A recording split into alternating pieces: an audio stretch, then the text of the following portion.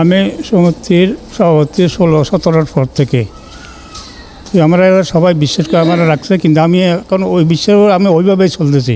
কিন্তু আমি সবসময় এদের সাথে যোগাযোগ করতে, সদস্যরা আমার সাথে যোগাযোগ করতে আমি আছি এখানেও, বর্তমানেও আছি, আগেও ছিলাম। কিন্তু আমি কোনতে পারি না। কিন্তু ইসমাইল সরকার বেলাল হিসেব কিতাব না দিয়ে গত রমজান থেকে পর্যন্ত ফলো দিচ্ছে কত টাকা এর কাছে, সব কত বছর রমজান 24 রমজানের থেকে আর আমাদের সাথে যোগাযোগ হয় না। উনি বাড়িতেও কেন উনি ফলো দিচ্ছে, আর হিসেব কিতাবে দিচ্ছে না। টাকা আনি বাড়ি থেকে দেওয়ার কথা বলে তো চলে গেছে, আর আসতেছে না। এখন সব সদস্যরা যারা টাকা পায় না, এরা সবাই আমার কাছে কল দিতেছে, আমাকে বিরক্ত করতেছে। আমি সবসময় এদের সাথে যোগাযোগ রাখছি, চেষ্টা করতেছি এদের টাকা কীভাবে দেওয়া যায়। তো সবাই সহযোগিতা, সদস্যদের সহযোগিতায় আমি কিভাবে এখানে আনি হাজির করতে পারি, সবাই চেষ্টা করতেছে, বা আইনের মাধ্যমে হইলেও এর কোনো ব্যবস্থা করার জন্য। সদস্যদের মধ্যে যে শুনতে পেলাম যে আপনার হাতে নাকি সমিতির টাকা দিয়ে দুটো চেঞ্জ ছিল, সেটার বিষয়টা তো একটু জানাতেন। আমার ছবির টাকা দিয়ে যেগুলো চেঞ্জ ছিল, আমার ওগুলো পেমেন্ট সেরে গেছে অনেক আগে, হিসেব শেষ হয়ে গেছে।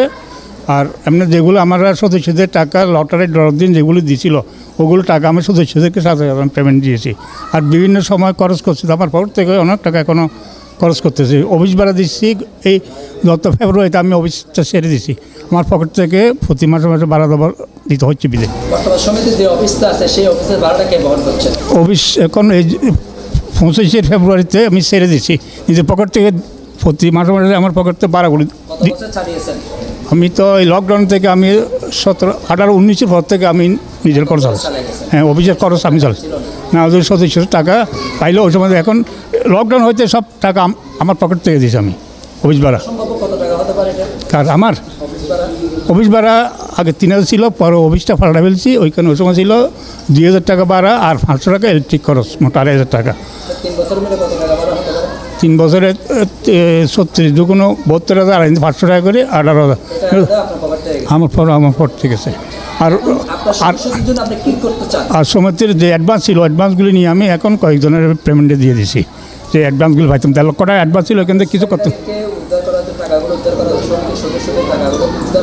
আমি আমাদের সমিতির সদস্যদের টাকা উদ্ধার করার জন্য যেভাবে হোক, আইনের মাধ্যমে হোক, তার মধ্যে যেভাবে যেখানে হাজির করতে পারি, টাকাগুলো যেমনি পাইতে পারি, আমরা ওইটা ব্যবস্থা করার চেষ্টা করতেছি।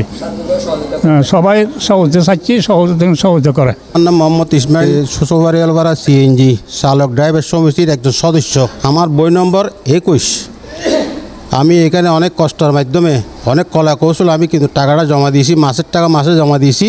কিন্তু জমা দেওয়ার পরে সমিতি যখন বেয়ে গেছে, তখন টাকাটা বন্ধ হয়ে যায়। তখন আমি বিভিন্ন সময় আমাদের সভাপতি জনাব শহীদ কুমারের কাছে বিভিন্ন সময় আসলে, বিভিন্ন সময় আমাকে বলছে আমার কাছে কোনো হিসেব কিতাব নাই, হিসেব কিতাব সব বেলালের কাছে। তা আমি বেলালকে অনেক সময় ফোন করেছি, বেলাল আমাকে উল্টো ধমক দেয়। আমাকে আরও রাজনৈতিকভাবে চাপ দেয় বলে আওয়ামী লীগের একটা কর্মী। বিভিন্ন সময় আমাকে তো তুই যদি এ ধরনের উল্টাপাল্টা কথা বলছ, তোকে আমি যে কোনো কলা কৌশলে বিভিন্ন মামলা দিয়ে জড়িত করে ধরা দেব। কিন্তু আমি আর ওনাকে পাই নাই। তখন আমি বিভিন্ন সময় আমার সভাপতি জনাব শহীদ কুমারের কাছে যোগাযোগ করছি। উনি ওনাকে যতবাদ্য কল করছি, ওনাকে আমি পাইছি, ওনাকে যতবাদ্য ডাকছি, উনি কিন্তু সাড়া দিছে। কিন্তু ওনার কাছে টাকাটুকু নাই, আমাদের টাকাটুকু দিতে পারছে না। বেলাল সাহেব এখান থেকে আমাদের সমিতির সমস্ত টাকা পয়সা এবং বিভিন্ন বালাম কাগজপত্র নিয়ে সব উধাও হয়ে গেছে। কিন্তু আমাদের অনেক কষ্টের টাকা, আমাদের টাকাগুলি পাইতে আমি বিভিন্ন মিডিয়ার কাছে আমি অনুরোধ করতেছি যাতে আমাদের টাকাগুলি পাই, এবং সভাপতি সাহেব যা আমাদেরকে এই সহযোগিতা করে আমাদের থেকে পাগড়া পাওয়ার জন্য। সুপারিয়ালাপাড়া সিএনজি চালক ঐক্য কল্যাণ সমবায় সমিতির একজন সদস্য এবং পরিচালনা কমিটির একজন সদস্য ছিলাম। তখন ওই সমিতির মাধ্যমে আমার কিছু সদস্যের সাথে পরিচিত হয়েছে। পরিচিতির কারণে তারা আমাকে বিশ্বাস করে, আমার সাথে কথা বলে। ওই অজুহাতে আমি তাদের পক্ষ নিয়ে অনেকবার তাদেরকে নিয়ে অভিযোগ বসছিলাম, কথা বলছিলাম, ওদের টাকা পয়সাগুলো দেওয়ার জন্য বলছিলাম। কিন্তু উনি বিভিন্ন রকমের তালবাহানা, ইসমাইল সরকার বেলাল উনি সাধারণ সম্পাদক, উনি বিভিন্ন রকমের তালবাহানা করে আমাদের এই সদস্যগুলোর টাকাগুলো নিয়ে তারা কি করছে তারা জানা। যেই নিয়মমাত্রিক ছিল সেই নিয়মমাত্রিক অনুযায়ী তারা কোনো কিছুই করে নাই। সমিতির হিসাব কিতাব যেটা সমিতির অফিসে থাকার কথা ছিল, সেটা ছিল ইসমাইল সরকার বেলালের বাসায় আর সভাপতির বাসায়। যার কারণে হিসাব কিতাবগুলো কোনো সদস্য বা সমিতির আরও অন্যান্য যেই এই পরিচালনা কমিটির লোকগুলো ছিল তারা জানে না।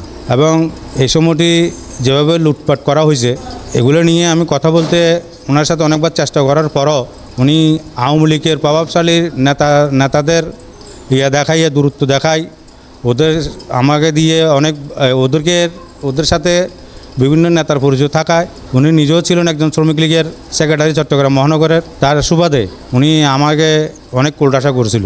এটা অনেকে জানে, আমার সদস্যের ভিতরে অনেকে জানে, যার কারণে আমি গত বছর ওনাকে রোজার ভিতরে আমি আটকাইছিলাম, ওনাকে অফিসে ডাকে বসাইছিলাম। বসানোর পরে উনি এই এক সপ্তাহ সম্মান নিচ্ছে, এক সপ্তাহ পরে আমাদেরকে হিসেব কিতাব বুঝে দিবে। ওটা বলার পরে এক সপ্তাহের ভিতরে হিসেব দিতে পারে নাই। লাস্টে আমাদের কিছু সদস্য আসলো, তাদের সাথে কথাবার্তা বলেই উনি বাড়ির থেকে নাকি জায়গা বিক্রি করে আসি টাকা দিবে, বাড়ির থেকে জায়গা বিক্রি করে আসি টাকা দিবে বলি উনি সভাপতি থেকে সময় নিয়ে উনি ঈদের গত বছর ঈদ 12 তারিখ ঈদ হয়েছে, উনি 16 তারিখ 20 তারিখের ভিতরে উনি চিটাং আসবে। কিন্তু উনি চিটাং আসছে ঠিকই, কিন্তু উনি কারোর সাথে বসে নাই, শুধু সভাপতি থেকে 2-3 টাইম নিয়ে উনি ওনার কাছে এই যে গেল আজ পর্যন্ত ওনার কোনো হদিশ পাওয়া যাচ্ছে না। উনি কারো ফোন ধরছে না এবং সদস্যরা ফোন দিলে ফোন ধরে না, ফোন বন্ধ থাকে এবং কার সাথে কথা বলে না। আর বিভিন্ন ধরনের হুমকি তো আছেই। 5 আগস্টের পর থেকে আওয়ামী লীগের পতন হওয়ার পর থেকে ওনার টোটালি কোনো নাম নিচ্ছে না, উনি এখন আর কাউকে দেখা যাচ্ছে না। সমিতির বয়স কত এবং কতজন সদস্য ইতিমধ্যে আছে? এই সমিতির বয়স এটা 2013 সালের সমিতি চালু করা হয়েছিল, 14 সালের রেজিস্ট্রেশন হয়েছিল, যার রেজিস্ট্রেশন নম্বর 12,256। সমিতির নাম হলো সুপারিয়ালাপাড়া সিএনজি চালক ঐক্য কল্যাণ সমবায় সমিতি লিমিটেড, রেজিস্ট্রেশন নম্বর হলো 12,256। 14 সালের পর থেকে এই 2020-21 পর্যন্ত মোটামুটি সমিতি ভালোই চলছিল। করোনার অজুহাতে শুরু হওয়ার পর থেকেই সমিতি নিয়ে তাল বাহানা শুরু হয়ে গেছে। বিভিন্ন জন থেকে টাকা পয়সা নিয়ে উনি নিজেই এগুলো আত্মসাৎ করেছে। এটা নাকি সভাপতিও জানে না, সভাপতিকে জানলে হয়তো আমিও জানতাম, কিন্তু সভাপতি এটা জানে না বলছিল। আমি সভাপতিকে কয়েকবার জিজ্ঞেস করার পরও সভাপতি বলতে পারতেছে না। ও আসি হঠাৎ করে আসবে, মাস আসি এই গাড়ির কিস্তি মিস্তি এগুলো নিয়ে আসতে করে চলে যাবে। সদস্য কতজন? আমার সমিতির সদস্য ছিল 345 জন। ওখান থেকে এখন মোটামুটি বাচ্চা দিয়ে এখন বোধহয় এখনও 55 হইতে 60 জন সদস্য আছে। সমিতির সদস্য টাকা প্রায় 16 লাখ টাকার উপরে। আর কি আছে সমিতি সম্পদ বলতে এখন আর কি আছে সেটা সভাপতিও জানে আর সেক্রেটারি জানে, এটা আমি জানি না। কারণ এগুলোর হিসাব কিতাব কিছু অফিসের নাই, অফিস থাকলে না আমরা হিসাব দিতে পারবো। অডিট সিটও আছে, সবাই আছে, অডিট তো মন করার মতো অডিট করে। এই যে আমার কাছে অডিটের কাগজ আছে, এটা হলো 2021-22-এর, এরপর আর অডিট করা হয় নাই। এটা হলো 2022-এর অডিটের কাগজ, এটাই আমার অডিটের কাগজ দিছে। এই অডিটের কাগজের পরে আর কোনো অডিট হয় নাই। নতুন করে নির্বাচন হওয়ার কথা ছিল, নির্বাচনের কাগজ ফর্ম সবগুলো রেডি করা হয়েছে, কিন্তু ও নির্বাচন করে নাই। এই হচ্ছে অডিটের কাগজ।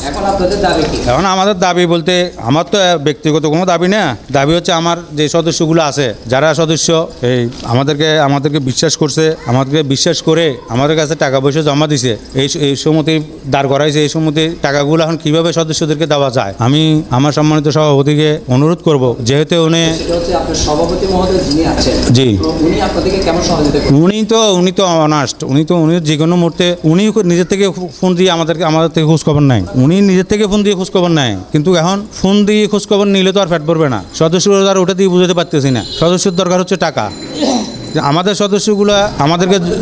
সদস্যগুলা যথেষ্ট পরিমাণ আমাদেরকে সময় দিয়েছে, সুযোগ দিয়েছে, যথেষ্ট পরিমাণ ইজ্জত করে, এখনও করে। হ্যাঁ, এখন যদি তাদের টাকাটা আমরা আস্তে আস্তে হইলো দিয়ে দিতে পারি, আমি সভাপতির কাছে এই দাবি জানাই, আস্তে আস্তে হলো ওনাদের টাকাগুলো আমরা দিয়ে দেওয়ার ব্যবস্থা করা জরুরি। এবং এটার বিরুদ্ধে এটার জন্য ইসমাইল সরকার বেলালের আনার ব্যাপার হোক, ওর থেকে টাকা আদায় করার ব্যাপার হোক, যাই কিছু করা লাগে একান্তভাবে আমি অনুরোধ করবো যে সভাপতি সাহেব যেন এই দিক দিয়ে অগ্রসর হয়। আর আমাদের যে সদস্যগুলো আছে, যারা উপস্থিত আছে, আমরা ডাকলে ওরা আসবে। যদি ওর বাড়িতে যাওয়া লাগে, যেখানে যাওয়া লাগে, আমরা আমাদের পক্ষ থেকে, সদস্যের পক্ষ থেকে সভাপতিকে সহযোগিতা করবো। সিএনজি ঐক্য চালক মালিক সমিতি, এই সিএনজির মাধ্যমে আমরা হলাম সদস্য। সৈয়দ কোম্পানি আমাদের সভাপতি, সেক্রেটারি বেলাল, আমরা সভাপতি আছে বেলাল, সেক্রেটারি ছিল। এতদিন সমিতি চলছিল সুন্দর, লকডাউনের পর থেকে সঙ্গীটা এলোমেলো হয়ে গেছে। এলোমেলো হওয়ার পর থেকে সদস্যদের টাকার কোনো হিসাব কিন্তু আমরা পাচ্ছি না। প্রত্যেকটা সদস্য এই সৈয়দ কোম্পানির এখানে পাইতেছে, বেলাল সাহেব উদা হয়ে গেছে, খুঁজে পাচ্ছি না। এখন আমিও সমিতি সমিতির সদস্য, আমি আমার সমিতির সদস্য, বইয়ের নাম্বার হলো 3, আমি 30,000 টাকা পাবো সমিতির থেকে। আমি জোর আহ্বান করতেছি যে সভাপতির কাছের থেকে আমি আহ্বান করতেছি যে বেলালকে কিভাবে আনা যায়, কিভাবে ধরা যায়, ধরে আমাদের টাকাগুলো উদ্ধার করে টাকাগুলো সদস্যকে বোঝাই দেব। এই আমার বক্তব্য শেষ। আসসালামু আলাইকুম। আমার অভিযোগ হচ্ছে আমি সুপারি আলাপাড়া একটা সমিতি করছিলাম। সমিতি করার পর আমার বইয়ের নাম্বার হচ্ছে 287, 288, 289, 291। আমার 3 বইয়ে প্রায় 2,10,000 মনে জমা হয়েছে। আমি উঠাইছি 40,000 মনে উঠাইছি মনে হয়, আমার মনে হয় অবস্থা থাকে গেছে। এখন আমার দাবি, আমি সভাপতিকে এগুলো সবসময় নিউজ জানাই, সভাপতিকে আমি পাচ্ছি, কিন্তু উনি বলছে আমার সেক্রেটারি নাই। এখন বেলাল হোসেন, ইসমাইল হোসেন বেলাল, এখন আমরা সভাপতির কাছে জানাচ্ছি, সবসময় বলছে আমার সেক্রেটারি নাই, আমি সব দিতে পাচ্ছি না, সেক্রেটারির কাছে সব টাকা। আমার দাবি আমার টাকা ফাইল হয়েছে আমার। এখন আমি দাবি করতেছি আমি সভাপতির কাছে, এখন সভাপতি বলছে বেলালের কাছে। এখন বেলালকে কীভাবে এখানে আনা যায়, বেলাল ভাইকে কীভাবে আনা যায়, ওটা আমরা দাবি জানাচ্ছি ওনার কাছে। মোহাম্মদ ইশাক অভিযোগ করছি যে সমিতির টাকার জন্য, ওই একদম সুপারিওয়ালা চালক সমিতি, আমি আর 36,500 টাকা পাবো। এগুলো চাইতেছি সভাপতির কাছে। সভাপতি তো আমার কাছে কোনো হিসাব নেই, এগুলো হিসাব হলো বেলাল সরকারের কাছে, ইসমাইল সরকার বেলালের কাছে। না, বেলাল তো পালাতক, কিভাবে আনা যায়, কিভাবে আমাদের টাকা পাওয়া যায়। সভাপতির কাছে যখন চাই তখন তো সভাপতির আমরা পাচ্ছি। আমরা দাবি জানাই সভাপতির কাছ থেকে কিভাবে আমরা টাকাগুলো পাইতেছি, কিভাবে পাবো সেই ব্যবস্থা।